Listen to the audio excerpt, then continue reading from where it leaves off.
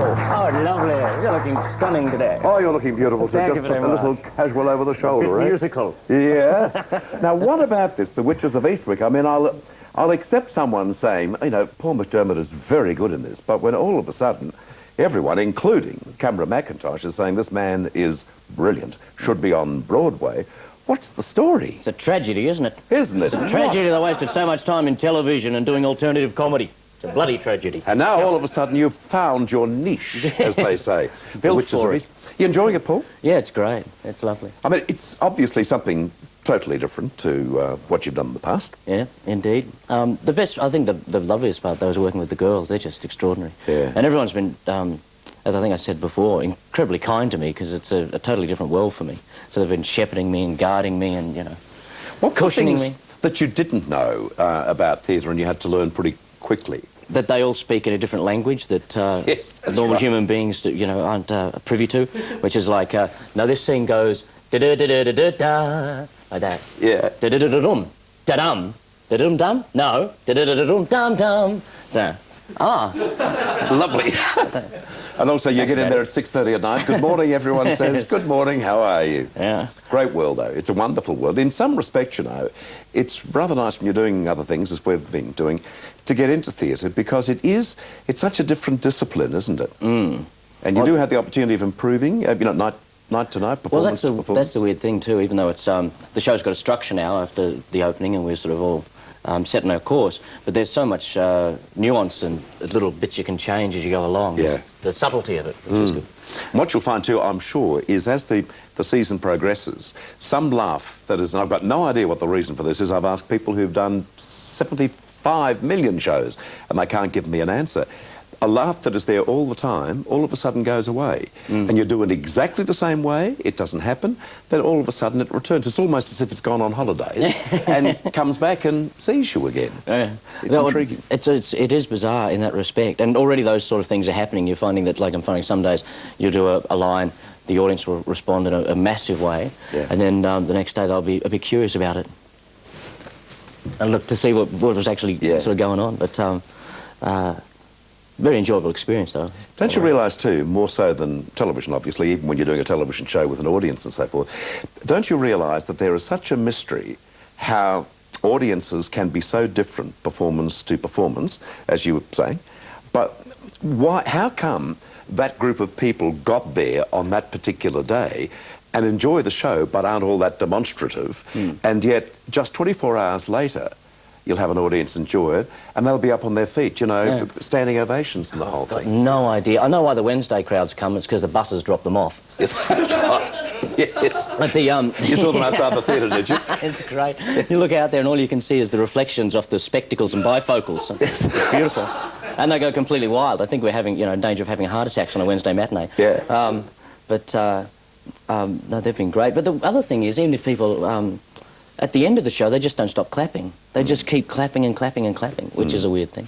And they seem to really enjoy it, even if they haven't laughed as loud as an earlier crowd.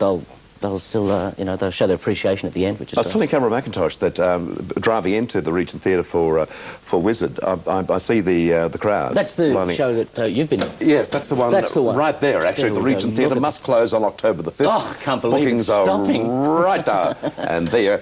And I've noticed the audience, and it's all demographics, but including a demographic that doesn't always necessarily get to the theatre, and I'm talking late teens and early 20s, and the producers would be wrapped in that. No, we're getting a lot of younger people coming along, which is good, you know, and I think they're enjoying the show too. And it's often they haven't ever seen anything of this nature before. Mr. McIntosh says it's you. Oh, you are dragging them in. It's my ladies as well. Yes, That's Paul lovely. McDermott, Pippa Grandison, Marina Pryor, and Angela Toohey. All love to get the ladies' underwear. Nice. So there you go. The Witches of Eastwick Up the Princess. Thanks. Oh no, we haven't even started yet, have we?